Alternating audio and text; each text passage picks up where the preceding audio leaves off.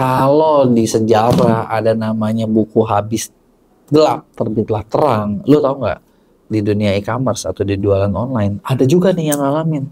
Habis rame, bukan makin rame, tapi habis rame malah sepi. Maksudnya kayak gimana gitu kan? Ya maksudnya, ya begitu.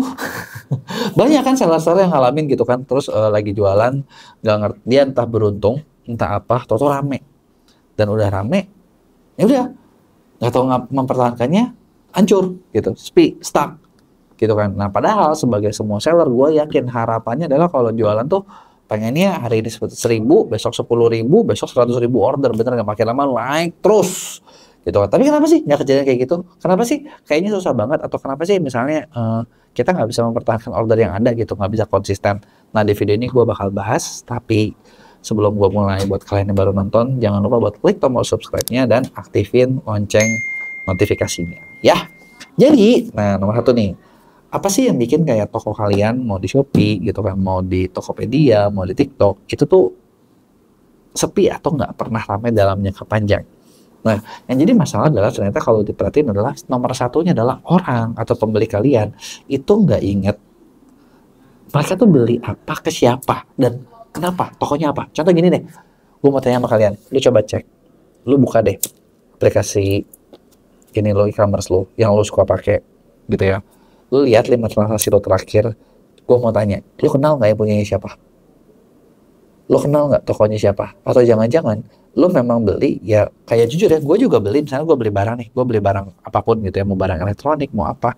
Kadang ya udah, gue lagi nyari apa, adanya ini, udah ini kayaknya paling murah, gue beli aja. Apakah gue nanti ketika beli gue bakal cari situ lagi? Belum tentu. Gue lupa, gue bakal cari lagi yang baru. Sesimpel kayak gini, setiap lo beli handphone, apa sih biasanya kita beli barang sama handphone? Casing, anti gores. Bener nggak? Kalau lo punya budget, nanti protektor kamera. Iya kan? Itu kan udah kayak template banget, bener nggak? Nah, apakah lo tiap beli pasti ke toko yang sama? Belum tentu. Ganti HP, cari lagi gitu kan. Padahal mungkin kita udah pernah beli. Kita nggak cari lagi ke toko yang udah pernah kita beli dan dia punya barang itu atau enggak. Kita tapi langsung nyari aja. Misalnya iPhone 16 Pro Max gitu kan. Lu cari deh. Gitu kan. Lu cari lagi, lu pilih lagi. Muncul lagi yang baru lagi. Gitu ya. Nah, kenapa sih pertanyaannya? Kenapa orang tuh kagak ingat? Padahal kan logikanya dia udah pernah beli sekali, udah ngerasa puas, udah pernah kasih bintang 5. Tapi kenapa mereka nggak ingat? Kenapa sih nggak ini lagi? Ya karena fair ngomong, banyak di antara kita ketika jualan, kita itu cuma jual barang, tapi kita lupa bikin connection. Kita lupa bikin emosi, hubungan emosi. Gitu, sama orang yang kita beli. Betul nggak? Nah di online kayak gitu, beda nih. Mungkin misalnya, gue mau tanya sama kalian, lu inget nggak siapa cewek pertama atau cowok pertama yang lu cium? Kenapa jadi bisa? Kenapa inget? Padahal mungkin itu kejadian, ya gue nggak tahu ya umur lu berapa ya. Mungkin udah kayak 5 tahun, 10 tahun, 15 tahun, 20, tapi inget aja gitu loh. Karena ada hubungan koneksi emosinya kan. Bener nggak? Nah, inilah yang biasanya banyak seller nggak bisa lakuin, susah buat lakuin, lupa buat lakuin. Karena mereka merasa yang namanya melakukan itu percuma. Udahlah, gue mau jualan ini pokoknya. Ya kan sekarang gini ya, barang kan beda-beda ya. Contoh kalau lu jualan skincare, tiap bulan habis. Mungkin lo kayak berusaha pengen orang ingat terus sama lu. Lu jualan casing, yang artinya dibelinya kapan? Ketika orang ganti HP. Lu beli baju, jualan baju, dibelinya kapan? Ya ketika orang lagi mau butuh ganti baju baru kan. Apalagi kalau bajunya baju-baju khusus. Baju-baju khusus tuh gimana? Misalnya baju tonggak. Nah, lakunya cuma pas lagi setahun sekali. Bener nggak? Nah, makin seperti itu. Nah, kadang kita tuh suka lupa dengan hal yang namanya branding. Padahal branding itu adalah menanamkan persepsi atau emosi ke dalam otak kalian supaya ketika orang ingat sesuatu, ingat kalian. Gitu. Sesimpel kayak gini. Kalau gue bahas minuman teh dalam botol, mungkin kayak semua orang bakal kepikir satu brand. Bener nggak? Udah langsung tuh kepikiran, ting gitu kan. Oke, gue tahu ini nih. Gitu kan. Nah, itu karena kenapa? Ya udah, itu udah ke brandingnya tuh udah segitu ininya. Nah, dengan branding yang kuat, itu kan bikin orang tuh mau beli lagi, beli lagi. Gitu kan. Nah, dan beli lagi, itu adalah tingkat tinggi yang perlu lo lakuin. Jadi gini, kalau lo mau jualan laku, lo harus sadar kalau ternyata menjual ke orang yang udah pernah beli itu jauh lebih gampang, jauh lebih murah daripada menjual orang yang nggak pernah beli. Maka itu repeat order penting. Nah, buat dapat repeat order ada dua macam. Apakah lo yang ingetin terus, menjaga hubungan adalah cara pertama. Kedua, lo ngelakuin branding. Nah, ketika lo ngelakuin branding, itu tuh bikin orang mau kemana pun, oh ingetnya ini lagi nih, oh gua kalau lagi nih, gua mau belinya ini nih, oh kalau gua mau itu gua belinya ini nih. Nah, di sini ada 3 komponen penting yang lu harus seimbangin ketika jualan, yaitu marketing. Marketing itu lu datangin prospek. Kedua, lu jualan. Dan ketiga, branding. Branding itu apa? Branding itu sambil lu jualan, lu tanemin lah persepsi. Lu inget ya bos, paling ganteng, seller paling ganteng, paling baik, yang paling royal, yang paling ngerti itu cuma gua. Nah, jadinya mereka ingat, oh kalau mau beli baju ini, ingatnya sih ini. Ke brandingnya sih ini selalu, karena itulah yang penting. Nah, ketika lu bisa nanam branding, orang bakal ingat lagi, dan kemungkinan lu bakal dibeli terus. Kecuali nih, lu udah nge-branding, barangnya nggak ada aja barang kompetitor, terpaksa lah orang beli orang lain, gitu. Ya, nah sekarang pertanyaannya, apakah dalam ngelakuin marketing dan branding ini biar lu tetap dibeli, itu gampang apa susah? Ya jawabannya tentu saja nggak gampang.